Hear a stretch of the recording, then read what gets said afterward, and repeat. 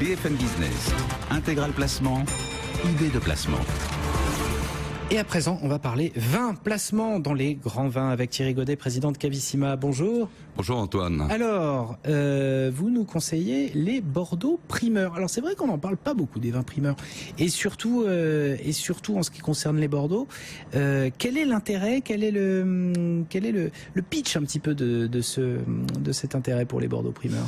Alors, l'intérêt d'acheter en primeur, c'est d'acheter un produit qui n'est pas encore complètement fini, puisqu'il est encore en cours d'élevage. Les châteaux sortent une quantité qui est assez limitée, avec souvent un prix de sortie primeur, qui est généralement un prix plus bas, je dis bien généralement, et qui en fait est la première donnée sur un prix pour un millésime. Et c'est quelque chose de très très attendu, puisque en fonction de ce prix et en fonction du déroulement du marché dans les années qui vont venir, on va avoir ou ne pas avoir une évolution positive du cours. Alors pour le coup, il faut aussi se placer en tant qu'acquéreur. Si c'est un produit qui est en cours de construction, en cours d'élaboration, dont vous allez terminer le développement vous-même, il faut avoir des conditions de conservation absolument parfaites. Alors oui, mais donc les vins sont dégustés au mois de mars et avril par les professionnels et notamment les grands critiques. On a quand même aujourd'hui un historique et on sait quels sont les critiques, quel est leur pouvoir, quelle est leur capacité à déguster, et on sait évaluer ce que le vin va devenir parce qu'il est déjà quasiment construit. En général, l'élevage est comment dirais-je, un domaine sur lequel les vins vont s'affiner, vont s'améliorer, et le vin ne sera que meilleur à l'issue de l'élevage. Alors vous avez déjà regardé un petit peu les Bordeaux primeurs, donc 2015, c'est année 2015. Oui, c'était le millésime 2015, donc le millésime qui a été vendangé en septembre-octobre, dégusté en mars-avril, et puis commercialisé entre la fin du mois d'avril et la fin du mois de juin. Donc la campagne est terminée, c'est-à-dire que tous les châteaux, tous les grands crus classés ont donné leur prix de sortie. Les négociants et les clients particuliers se sont portés acquéreurs. On était sur un millésime particulier, c'est un grand millésime. 2015 est un millésime qui rivalise avec 2005, éventuellement 2009 et 2010. Ah oui, à ce point-là, ça aurait quand même été une grande aide, parce qu'on a beau dire qu'il a beaucoup plu, que le climat a été un petit peu moins favorable, ça reste quand même un grand millésime de par sa qualité, comme il a été dégusté. Et complètement, oui. 2015 est un très très grand millésime, c'est un millésime exceptionnel. Il y a eu souvenez-vous, l'an dernier, au mois de mai, juin, juillet, il y a eu des épisodes de forte chaleur. Il y a eu un petit stress hydrique qui est favorable pour la culture de la vigne. Et puis les vins et les raisins ont été vendangés de façon générale dans d'excellentes conditions sanitaires. Plusieurs châteaux à Pomerol et à Saint-Émilion, voire à Pessac-Léognan et à Margaux, ont fait un vin dont la qualité n'a jamais été aussi bonne. C'est dingue. C'est dingue. Et quels autres noms ont un peu retenu votre attention au sein de ce qui a été fait, de ce qui a été présenté? Alors, donc la campagne s'est divisée en deux parties, on va dire. Il y a eu la première partie jusqu'au 20 mai. Donc toute la question sur les primeurs, c'est quel sera le prix. Est-ce que on s'attend toujours à ce que quand il y a un millésime exceptionnel, les prix repartent à la hausse.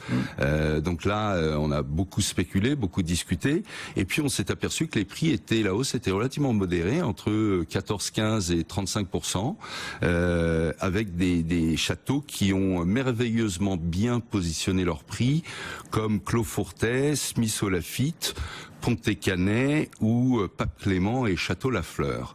Et donc les prix nous ont semblé tout à fait intéressants par rapport notamment au prix de sortie 2014, par rapport à la note des critiques, mais aussi par rapport aux autres millésimes exceptionnels que sont par exemple le millésime 2009 ou le millésime 2009. Voilà, on se souvient qu'en 2009, les prix avaient été multipliés par 2,8 en moyenne. Voilà. Donc là, on était sur une hausse modérée. Et puis là-dessus, les propriétaires et les négociants sont allés à Hong Kong pour le salon Vinexpo qui s'est déroulé du 24 au 26 mai. Et là, ils ont trouvé un marché asiatique euphorique, avec des commandes gigantesques passées par les acheteurs chinois, Hong Kong, Taïwan, Corée, Singapour, et des promesses d'achat sur les vins primeurs. Et donc... Et directement, alors là, voilà, eux aussi directement sur les vins primeurs. Alors, sur les vins primeurs, mais aussi sur les millésimes passés. Donc un marché asiatique qui se réveille, qui montre un dynamisme total, et donc toutes les conditions sont présentes pour que les châteaux se disent on va peut-être essayer de encore mieux valoriser notre produit, etc. Exactement. Ils rentrent à Bordeaux, qu'est-ce qu'ils découvrent? De la pluie. La pluie qui risque d'affecter la qualité du millésime 2016. Et donc là, on a assisté à des hausses de prix qui... donc là, le 2015 prend toute sa valeur et tout qui sont devenus de l'ordre de 40%, 50%, 60%. Alors, parmi les... donc là, deux exceptions qu'il faut souligner, oui. C'est Château-Canon et Château-Figeac, dont la qualité ne cesse de s'améliorer année après année. Les hausses de prix ont été de l'ordre de 60 à 70%, et en 20 minutes, le Château-Canon a vendu toute son allocation dans le monde entier. Tout est parti. Les acheteurs du monde entier se sont précipités pour acheter ce produit, dont le prix était, même s'il était en très forte hausse, restait à un niveau tout à fait acceptable. Étonnant. Et vous avez vu d'autres cas particuliers qui vous ont intéressé? Alors peut-être sur des progressions un petit peu moins folles, mais qui peuvent être un bon placement? Alors en fait, ce qu'il faut surveiller bien sûr, c'est ce que font les premiers grands crus classés. Château Margaux, Château Aubryon, Montaut Rothschild, Cheval Blanc. Là, on s'attendait à des hausses assez fortes. Les hausses ont été de l'ordre de 50 à 60%. Et des prix qui sont, par rapport au prix de sortie primeur du 2009, en retrait de 21 à 29%. Quand on regarde l'évolution du prix du 2009, qui est un millésime exceptionnel, on est encore à quasiment un delta de l'ordre de 80 à 90%. Ça va? Oui, bien sûr, à condition de penser et de croire que le cours du 2015 va fluctuer à la hausse dans les années qui vont venir. Exactement. Or ça, personne ne le sait. Oui. L'achat en primeur, c'est un achat aveugle. Mais soulignons quand même le très beau positionnement de Cheval Blanc, qui a modéré sa hausse cette année, alors qu'en général ils sont assez champions pour augmenter leur prix.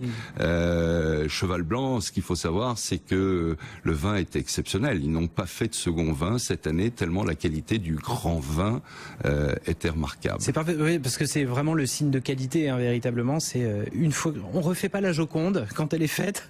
Exactement. Voilà, on la laisse telle qu'elle est. Donc sur cette campagne primeur, ce qu'il faut retenir, c'est que Robert Parker, qui a disparu, a été remplacé avantageusement par un panel de critiques, que son successeur Neil Martin a, je pense, au cours de cette campagne, a affiché son autorité. Et puis on est surtout sur un marché d'acheteurs. Il semblerait que le cours des vins reparte à la hausse.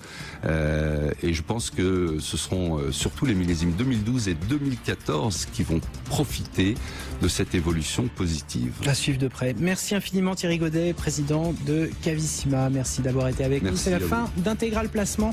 Je vous rappelle, journée spéciale, édition spéciale quasi permanente autour du Brexit, du référendum au Royaume-Uni pour le maintien ou non dans l'Union européenne, et début d'une édition très spéciale pour le coup à partir de 22h30 ce soir pour scruter et décortiquer les premiers mouvements de marché.